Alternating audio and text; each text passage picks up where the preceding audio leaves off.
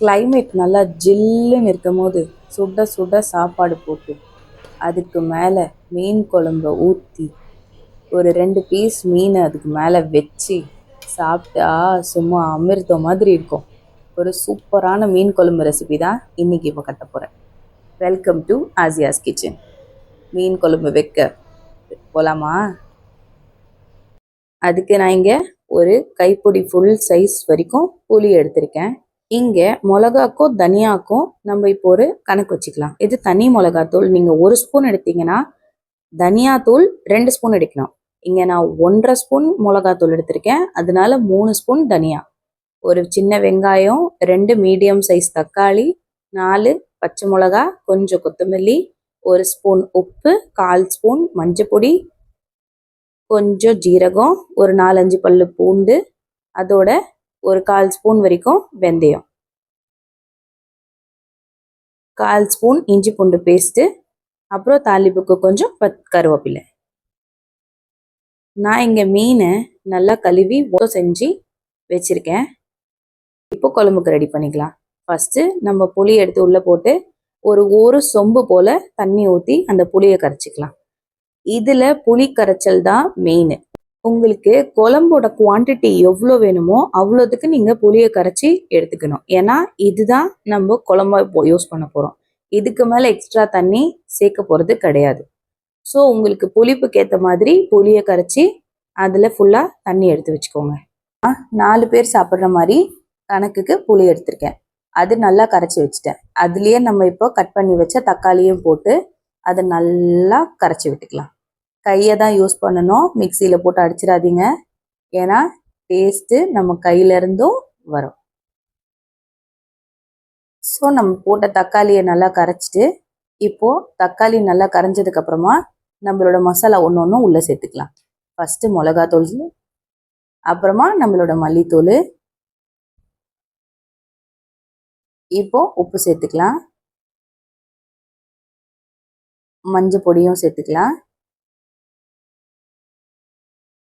எல்லாத்தையும் சேர்த்துட்டு நல்லா கலந்து விட்டுக்கோங்க.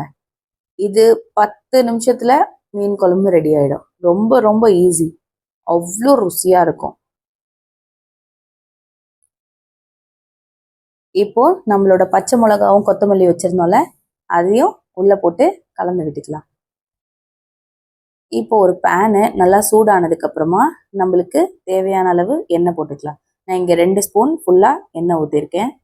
இப்போ இந்த எண்ணெய் நல்லா சூடானதுக்கப்புறமா இதில் கடுகு பொரிஞ்சு வந்தோடனே ஜீரகம், அப்புறம் நம்ம வெந்தயம், அப்புறம் பூண்டு எடுத்தோம்ல அதை நல்லா இடித்து உள்ளே சேர்த்துக்கோங்க. வெங்காயத்தையும் உள்ளே போட்டுக்கோங்க. இப்போ இது எல்லாத்தையும் நல்லா ரோஸ்ட் ஆகிற வரைக்கும் நல்லா கலந்து விடுங்க. இது ஒரு 2லேருந்து 3 நிமிஷம் போல் ஆகும். அதோட நம்ம கருவேப்பிலையும் உள்ளே சேர்த்துக்கலாம். உள்ளே சேர்த்துட்டு நல்லா கலந்து இந்த வெங்காயம்லாம் நல்லா ப்ரௌன் ஆகிற வரைக்கும் வதக்கி விடுங்க. இப்போ வெங்காயம் நல்லா ப்ரௌன் ஆகிருக்கு. இந்த நேரத்தில் நம்ம எடுத்து வச்சிருந்த இஞ்சி பூண்டு பேஸ்ட்டையும் உள்ளே சேர்த்து பச்சை வாசனை போகிற வரைக்கும் கலக்கி விடலாம். நான் இப்போ இங்கே கோகோனட் ஆயில் எடுத்திருக்கேன், அதனால தான் உங்களுக்கு இந்த மாதிரி நொறையாக வருது. நீங்கள் எந்த ஆயில் வேணும்னாலும் யூஸ் பண்ணிக்கலாம். இப்போ இது எல்லாம் ஒன்றா சேர்ந்து வந்ததுக்கப்புறமா நம்ம ஆல்ரெடி கரைச்சி வச்சுருந்தோம்ல அந்த புளி தண்ணி, அதை எடுத்து இந்த தாளிப்போட உள்ளே சேர்த்துடணுங்க. அவ்வளோதான். ஸோ நான் சொன்ன மாதிரி உங்களுக்கு எவ்வளோ குழம்போட குவான்டிட்டி வேணும்னு அந்த புளி கரைச்சல் தண்ணியில் தான் இருக்குது. அந்த தண்ணியை நீங்கள் எவ்வளோ கனம் போட்டு புளியை கரைச்சி வைக்கிறீங்களோ அதுதான் உங்கள் குழம்போட குவான்டிட்டி. இதுக்கப்புறமா எக்ஸ்ட்ரா எந்த தண்ணியுமே உள்ளே ஊற்றவே கூடாது. குழம்பு நல்லா மூடி ஒரு 5 மினிட்ஸ் போல் ஃபுல் ஃப்ளேமில் நல்லா கொதிக்கட்டும். பச்சை வாசனைலாம் போனதுக்கப்புறமா நம்ம மாங்காய் ஆட் பண்ணிக்கலாம். இதில் மாங்காய், கத்திரிக்காய், வெண்டைக்காய் எது வேணும்னாலும் உங்கள் இஷ்டப்படி ஆட் பண்ணிக்கலாம். இப்போ மாங்காய் போட்டு ஒரு 3-4 மினிட்ஸ் வரைக்கும் வெயிட் பண்ணிவிட்டு நம்மளோட மீன் பீஸ் எல்லாத்தையும் உள்ளே சேர்த்துக்கலாம். உள்ளே சேர்த்து மூடி வச்சு மீன் வெந்தோடனே ஆஃப் பண்ணி சர்வ் பண்ணலாங்க. இதை விட ஈஸியாக ஒரு மீன் குழம்பு எங்கேயுமே நீங்கள் பண்ண முடியாது. இந்த மீன் குழம்பு மட்டும் உங்கள் ஹஸ்பண்ட்க்கு செஞ்சு கொடுத்து பாருங்க, உங்களோட பின்னாடியே உங்கள் ஹஸ்பண்ட் சுற்றுவாங்க. அவ்வளோ டேஸ்ட்டாக இருக்கும் மீன் குழம்பு. ஸோ மேலாப்பில் நம்ம லைட்டாக கலக்கி விட்டுட்டு மூடி போட்டு ஒரு 5 மினிட்ஸ் போல் மீடியம் ஃப்ளேமில் கொதிக்கிட்டோம். அதோட நம்ம ஸ்டவ் ஆஃப் பண்ணிவிட்டு சர்வ் பண்ணிடலாம். தடா, உங்களோட சூப்பரான மீன் குழம்பு செம்மையாக ரெடியாக இருக்குங்க. இது அப்படியே ஸ்டவ் ஆஃப் பண்ணிட்டு சர்வ் பண்ணலாம்.